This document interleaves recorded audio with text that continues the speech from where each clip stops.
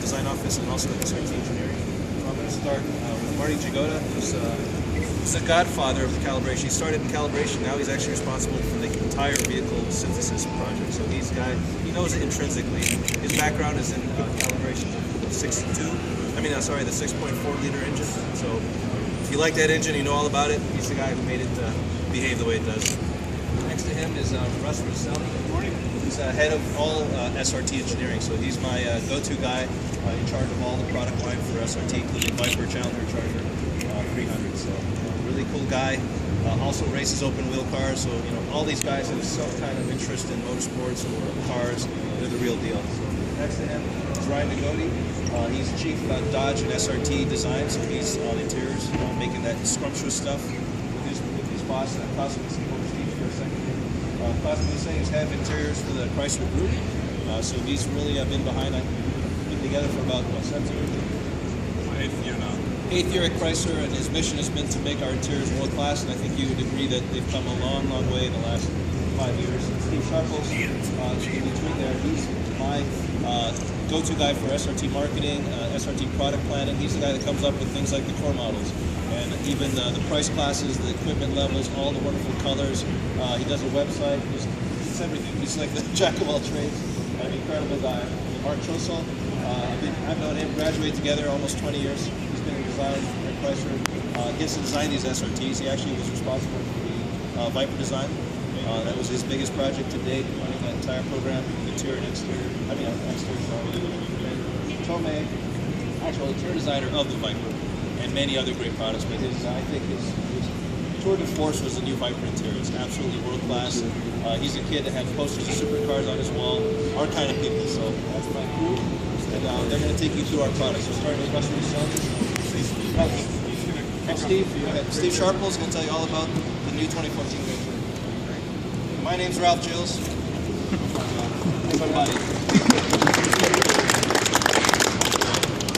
Okay, great. Well, my name's Steve Sharples. I'm SRT brand manager. Louder. So what that means is I work with all the engineers and designers and try and figure out what we want these vehicles to be. And the way we do that is we basically we have to start with a really good donor car, we call it, like the Grand Cherokee, and then add our recipe to it. So our recipe is 5 key things, and it's been that way ever since we started 11 years ago, as specifically as SRT. And those 5 things are the exterior, everything's functional on the exterior. The interior, it's race inspired, high performance. We'll talk about that in a little bit. The ride and handling is the 3rd one. Benchmark braking, and of course the powertrain. So I'll focus on the things that are different about the new 2014 Jeep based on those areas. So first of all, exterior. Every SRT vehicle goes to this test. We take it to the racetrack and we do a 24-hour test, and it has to survive. We have different tracks. Some are really hot climates, so we're really making sure the heat isn't an issue. Some are really rough tracks, so it really beats up the suspension. But every SRT has to do that. So that kind of shapes some aspects of the car. So overheating. You can't be overheating when you're in a race-like condition, even with the Grand Cherokee. So that adds different vents to allow the air to flow through the radiator to keep things cool. That really dictates how much openings you have in the fascia to really move that air. And so, being SRT, we're able to not worry about approach angles and things like that, like the other Jeeps have to. So that's where we're able to bring the fascia down lower. So the front fascia, the grille, the headlamps, that's all very new for 2014. And the SRT, the headlamp and the tail lamp are blacked out, so that's a nice differentiator versus the other Jeeps as well. Another aspect to the exterior that's really new for 2014 is the wheels. And the wheel on the 2013, we called that the spider monkey wheel. And it's kind of, some people love it, some people were asking, well, that wheel on the old Jeep was just beautiful, the previous SRT Jeep. And so that is the answer to that request from folks like yourselves. That, oh, you need a 5-spoke wheel. So now we have both. This This 5-spoke wheel is the standard wheel, and then we still have the Spider Monkey wheel available too, so the customers can get it how they want. So that's the exterior. Another of our 5 hallmarks is braking. So we're still with the 6-pot Brembo brakes for 2014, and those things are just amazing. With these tires, these Pirelli tires, you're able to stop this beast in 116 feet from 60 miles per hour. So that's just world class. It's really impressive. So exterior braking. Let's talk about ride and handling. We have the new wheels that I talked about. We're still with the Pirelli tires as before. And then we have the adaptive damping suspension from Bilstein. So we're continuing that on. It's been real successful for us. But what we've done for 2014 is we've taken the ADS, taken the electronic stability control, and we have the select track system inside the car now. So it's very similar to before, but it's adapted to some of the other aspects that I'll talk about in a minute. So that's the exterior, brakes, the suspension. Then the fourth area let's talk about is the interior. And so that's a big step for us for 2014. When we launched this vehicle on a couple of years back, the feedback was great, but the only 2 areas that we heard feedback from customers that needed to be fixed was the transmission, which I'll get into in a minute, and the radio system. So that's a big step up for us. So we've adapted the Uconnect access system that launched with the Ram and is also on the Viper. And so it takes the system that's on the L cars and it just takes it to the next level. So you can do streaming through Pandora and things like that, but you also have all the SRT performance pages are all integrated.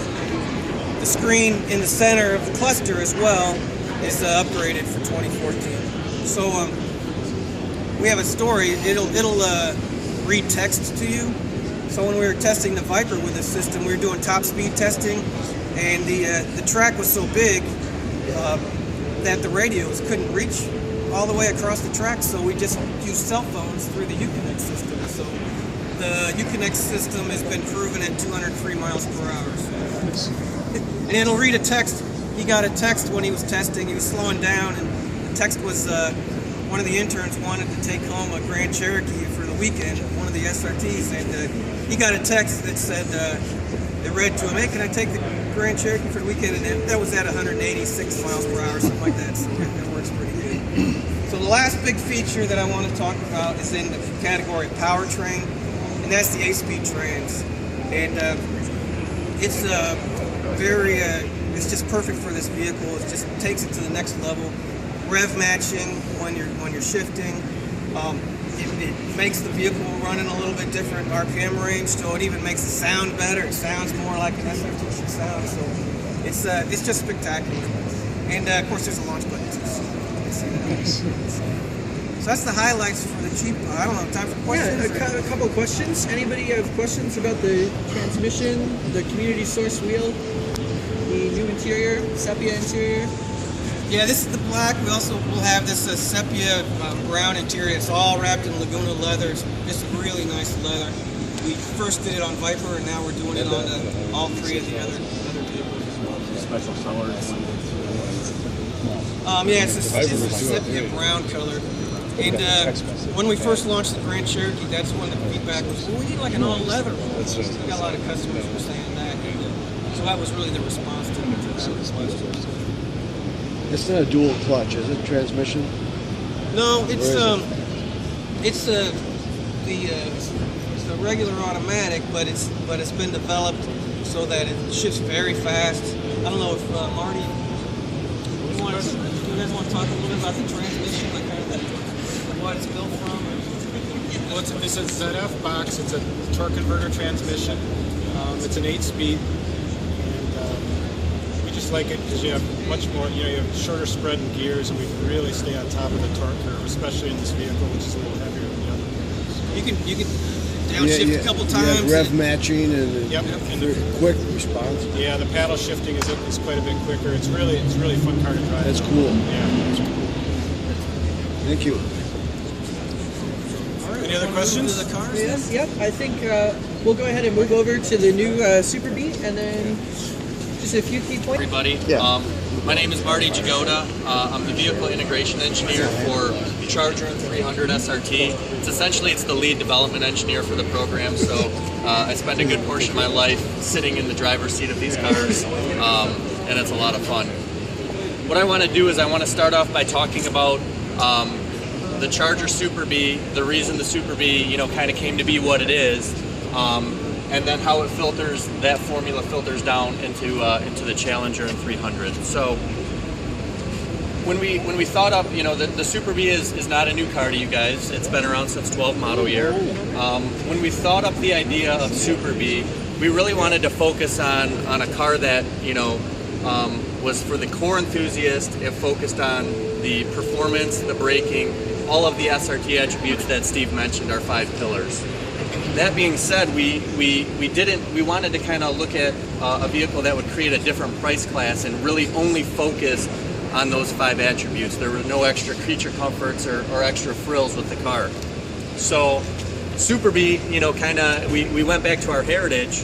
The late 60s, early 70s, you could get a base model car, put the largest engine inside of it and send it out the door. That's kind of what we wanted to go back to on this car. So it's not a cheap car, it's an entry-level SRT. What we've done to reduce some of the cost in the vehicle, you'll notice it has a base car hood on it versus the SRT Charger hood. The elimination of HID headlamps.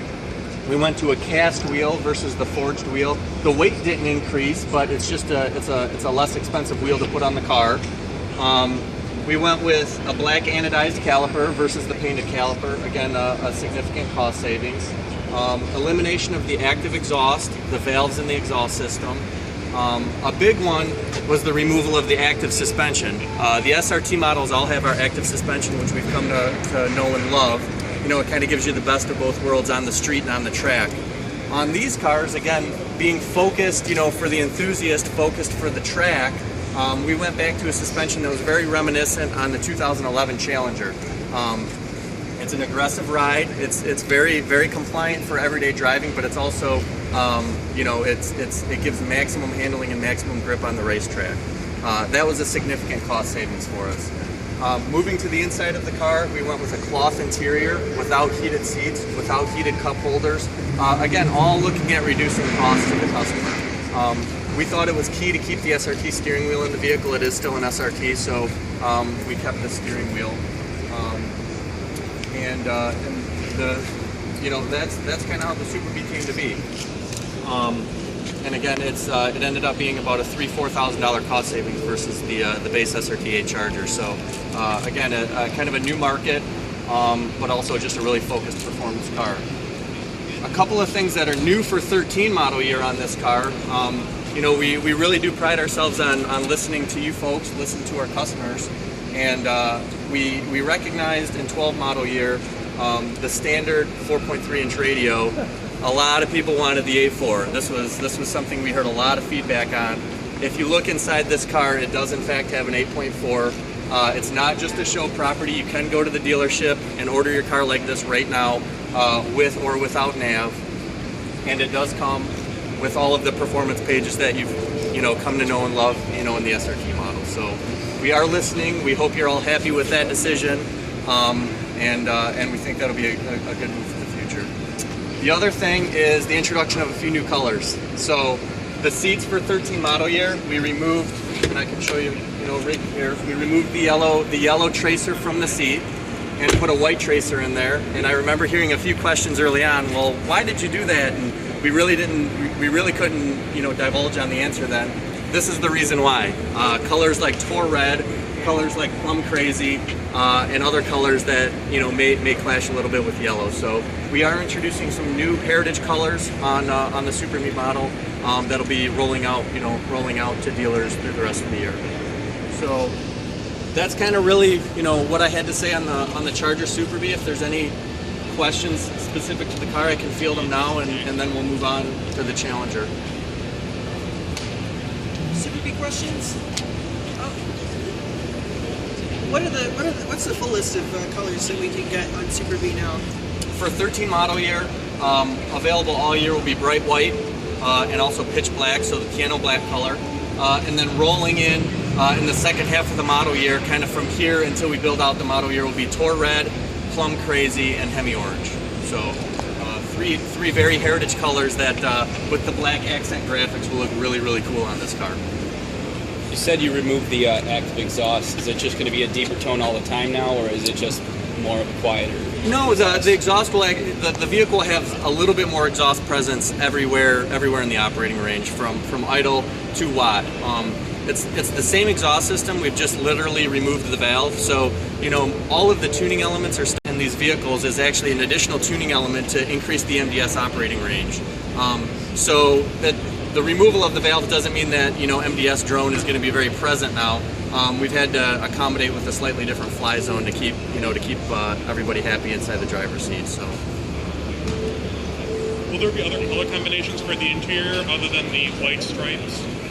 Right now, the white stripe is the direction we're pursuing forward. It's a good mix of a contrasting color for the seat, and that also goes with all of the exterior colors. I think people are excited to get to Plum Crazy. Yeah. So people are going crazy. Let's move over here, guys. I mean, literally, the Charger looks awesome. This car, in my opinion, might steal the show here. I mean, the Plum Crazy, I think we'll all admit, as Mopar fanatics, is just a great color. But even more important on this car is the introduction of the core model for Challenger. So we kind of spoke about the formula and why we went the route with the Charger. And now we're just bringing that formula and that equation down to Challenger and 300. So a few of the specific things on Challenger that we'll talk about is, again, it's the cast wheel. All of the core vehicles have the same cast wheel. The black anodized calipers, the removal of the active suspension, all common between Charger. In the front of the vehicle, we've again removed HID headlamps, and we've also removed the satin finish paint from the center bezel. It's now a flat black color. And there's a few reasons for that that I'll get into at the very end. Other exterior differences on the vehicle are no available moonroof option and the return of the famous flat black spoiler from the previous 6.1 liter Challenger SRTs. On the interior of the vehicle, again, we've moved to a cloth interior. The cloth interior in Challenger and 300 has ballistic inserts and an axle cloth bolster in both the door trim panel and the seat. The ballistic cloth was brought to us from the Viper Core model, which we'll be learning about, more as time goes on. And it's a very tacky cloth. The reason we put the performance suede inserts in the vehicle is because it gives you that grip that you need when you're moving the car. The ballistic cloth, trust me, has got the same level of grip, and again, the bolsters didn't change. This is SRT seat foam wrapped in cloth, but it saves a significant amount of money. Again, elimination of heated seats, and some base car trim bezels inside the vehicle, which reduce the variable cost as compared to the Challenger SRT8. What I'll go back to now is the flat black grille surround, flat black spoiler, and then also the flat black 392 badge on the car. What we really wanted to focus on this vehicle is creating an open canvas for all of our customers to start out with. Customers that want some of the extra frills of the car, they have the SRT8 392 option. This vehicle is a starting spot for all of our customers to start with the vehicle and then add what you guys want onto the car. Whether it's a Mopar part or any other aftermarket part, we're kind of giving you this blank slate to go do whatever you want with it. And we think that's really important. So that's really, what I had to speak about on the Challenger. One last thing though, actually, you'll notice right here, and this is a big key point, this vehicle now starts under $40,000. I think that's a big deal. $40,000 is kind of a borderline for a lot of consumers, and this car now starts underneath that threshold. So that being said, I'll open the floor up to any questions specific to the Challenger, and then we'll move on to the 300. Yeah. Is that concept kind of based more on maybe there was a little bit of a lesser expensive starter, not to throw a bench seat in it. No. You know what I'm saying? Yeah, I mean, again, the idea when we did the Charger Super B, you know, we wanted to create a unique price class that again focused on the performance. These vehicles all have the 392 Hemi, they all have the SRT brake, they all conform still to the SRT5 pillars, but we've taken and removed any of the feature comforts that we could and still be in compliance. You know, certain things would actually add more cost, but we wanted to focus on being in compliance and remove as much cost as we could to create this blank canvas. You can add it on actually. If that's what you want. Extra cost. That's right. Yep. Is leather still like an option? Leather is no longer an option. So these vehicles it is a unique price class. It is a unique model for the SRT lineup. So you can't start with a core model and actually option your way up into the SRT premium content. They're two different vehicles with two uniquely different option sets. We do limit the options available on the core models for that exact reason.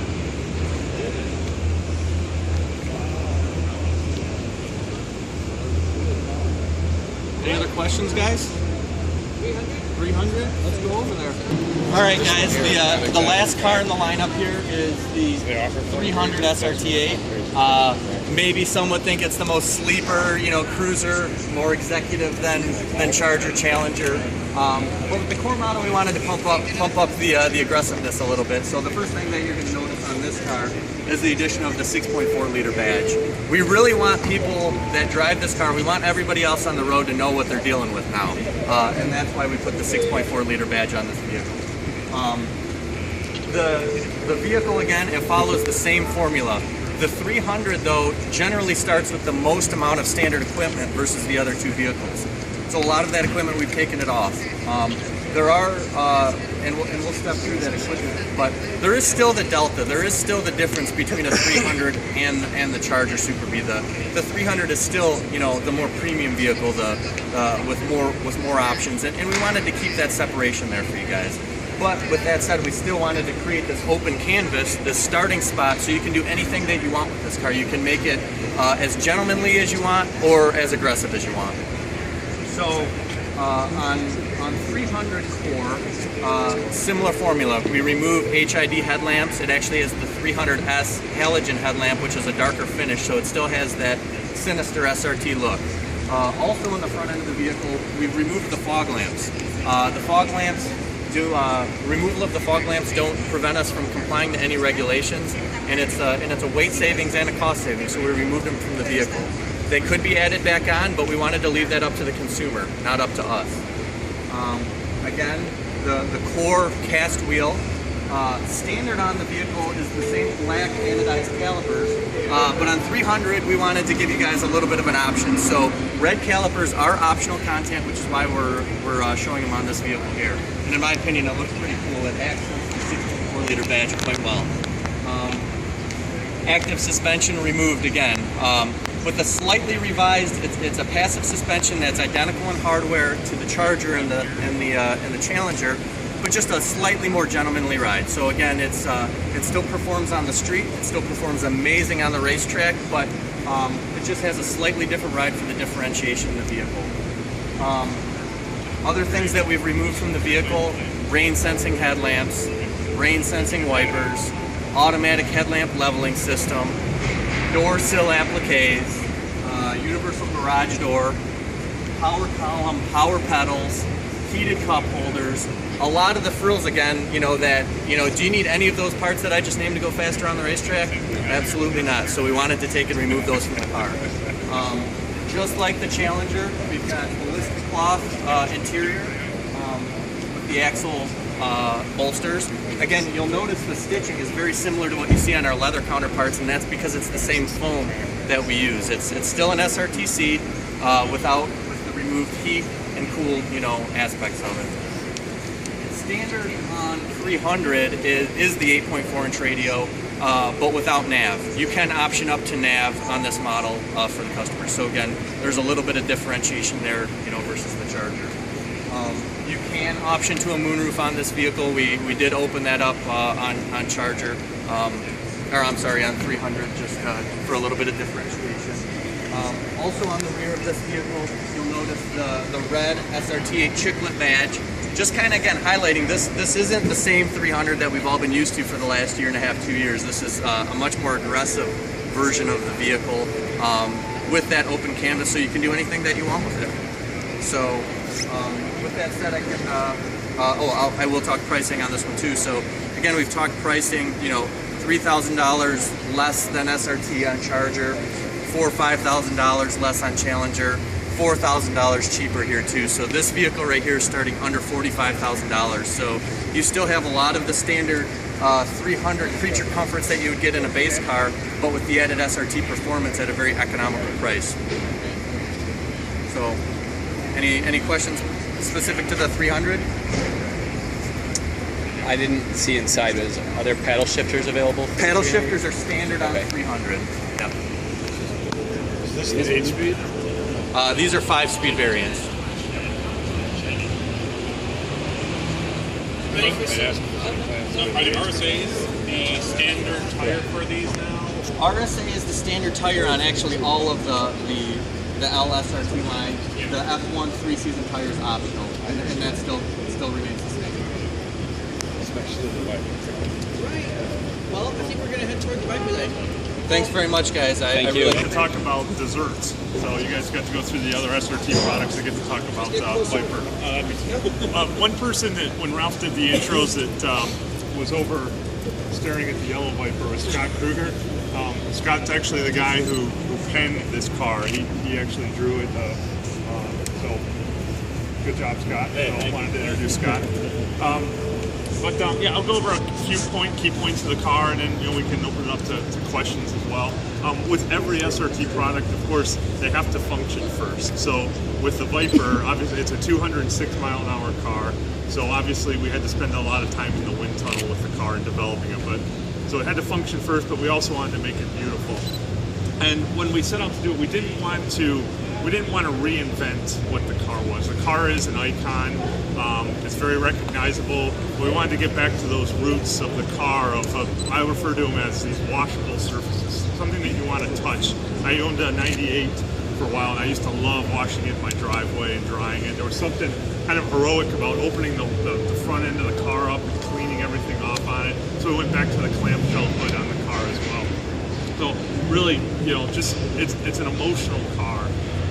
And along those emotional terms, we did want to say it's great to be able to talk to everyone. It's great to have the Chicagoland clubs here and to have the relationship that we have with our customers. That's the one thing that I love about being part of the SRT team, is that we are so close, and I think we all kind of we get each other and we feed off of each other. So it's great to be able to talk to everyone here today. It makes what we do that much more enjoyable. But like I say, everything was functional on the car. They like subtle flicks like this actually help direct the air so that we exhaust heat from outside of the engine. So every little detail on the car we sweat over. We call these air curtains. They actually help downforce on the car. Things the textures in the hood. If you notice the snake, it's actually a snakeskin pattern, and it repeats itself in the gill. We call this the gill. It's in there, and actually in the tail lamp you see that same texture again. So that attention to detail that is in the car, just as you study the car, you'll see these things, because we thought about everything, every little detail, everything that's. What's the tie-in to the Viper? Of course, we have a new Striker logo badge as well. So when we set out to do the new car, we wanted to have a new icon for it. Neat story about that, we actually let the Viper Nation name the badge. So we showed the badge at VOI a few years ago, and we let them name it. So that's where the Striker name came up. So again, that great tie-in with our customers. On the interior, we've got Tomei's here, Ryan's here, so they can answer questions about the interior as well. But really stepping up the level of execution, fit and finish, the material selection that we have lots of different leathers that are available now, as well as different colors. I think the idea here, right, Adam, is everyone's going to be able to sit in the car, so you'll be able to see it. Yeah. Okay. Good. I think Ralph's going to jump up on stage real quick and just say a couple words. Yep. If you want specific questions about the interior, Tomei is actually going to talk about the interior with you guys. But I just wanted to thank the clubs, first of all. We have the SRT club here, and the Chicago LX club, I believe, is here, and also the Viper Club. So we love that passion, by the way. That means a lot to us. It gives us, it fires us up. When we're sitting there and carving away and working away at Christ, we think about this community and the fact that we got to make you happy. You got to put smiles on your face, and you keep buying the cars and keep living the life. It's not just a car. I think it's a lifestyle, And we're a lot like you. A lot of us are all enthusiasts. We debate it and we try to anticipate what you want, and we listen to you. You may not realize we're creeping all the time on the forums and picking up what's going on, and it's a great inspiration. We can't always satisfy every need and every imagination because there's also the other responsible things we got to work on. Boring, but anyway, we're very, very happy to have you here, and it's a privilege to be in your presence. Thanks for the invitation too. Absolutely. So you're welcome. If you want to take pictures, you can open up the hood. Probably one of my favorite parts of this car is going back to the clamshell hood. To me was a big deal. It worked very hard. Your camera's ready. This is kind of nice video.